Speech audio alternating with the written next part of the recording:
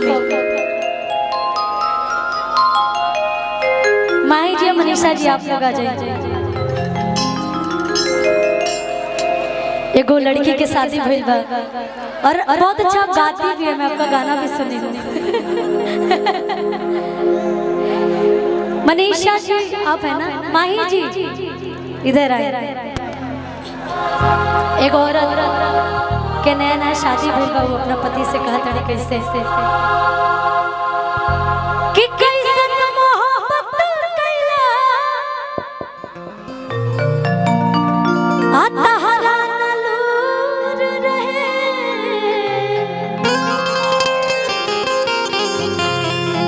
गोलू भैया और यही तो आप लोग में अच्छा लगता है, जैसा गाना रहता है लोग हूबहू उतार देते हैं, है ना। चाहे प्रिया जी हो गई, चाहे माई मनीषा जी हो गई, आप ही बैठ जाइए ना। कि कैसन मोहब्बत कैला आता हरा नलूर रहे।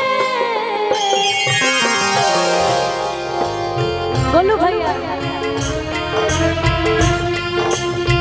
दुख दिला कमरिया के, कमर के कसूर का रहे। दुख दिला कमरिया के,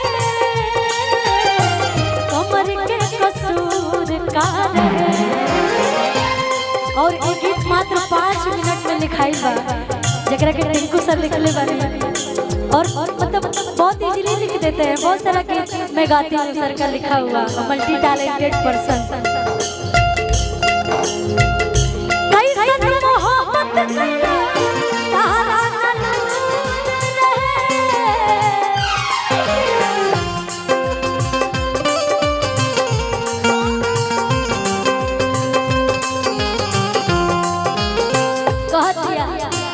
दुख दिला कमरिया के,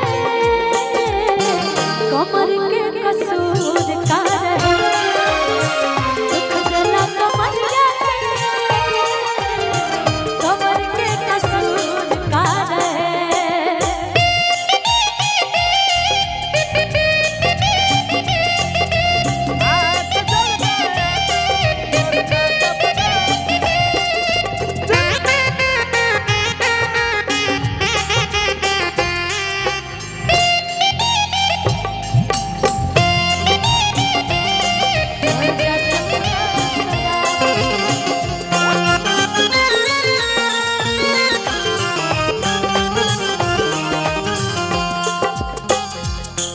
देखिए अभी हमरा बड़ दीदी लोग के ब्याह में जाए के बाद, लेकिन एक गीत में जो मेहरारू के भाव बा बड़ी सुंदर बा। कहा तरीका कि बड़ी परेशान बनी रजऊ हो, तोह से हरान बनी रजऊ हो।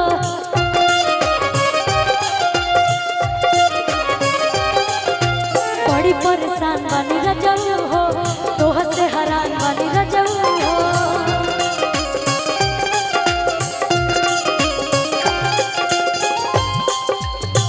मरले रहा जाए मोर दुल्हन राजा, मरले रहा जाए मोर दुल्हन राजा।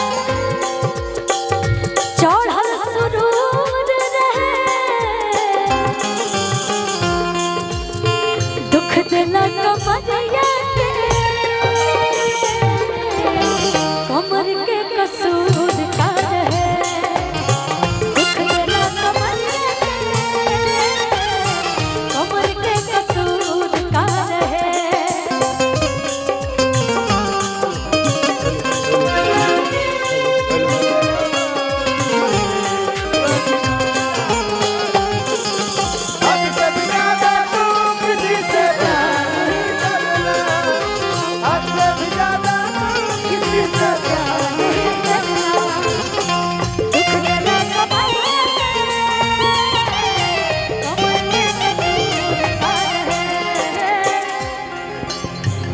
और हमारे राहुल भैया बने जा, मुकेश भैया आप सबसे मिल के बहुत ही ज्यादा आनंद आई। कह दिया कि तुझे नहीं कवनो पैया हो,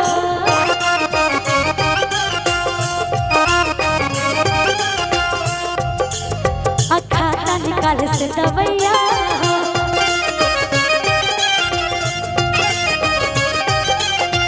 तुझे नहीं कवनो पैया हो, खाता निकाल से दवैया हो। बंद करके लाइट न जाए को देला भाई, बंद करके लाइट न जाए को देला भाई, नशा भरपूर रहे। बोलो भैया कह दिया दुख देला कमरिया के, कमर के कसूर का रहे।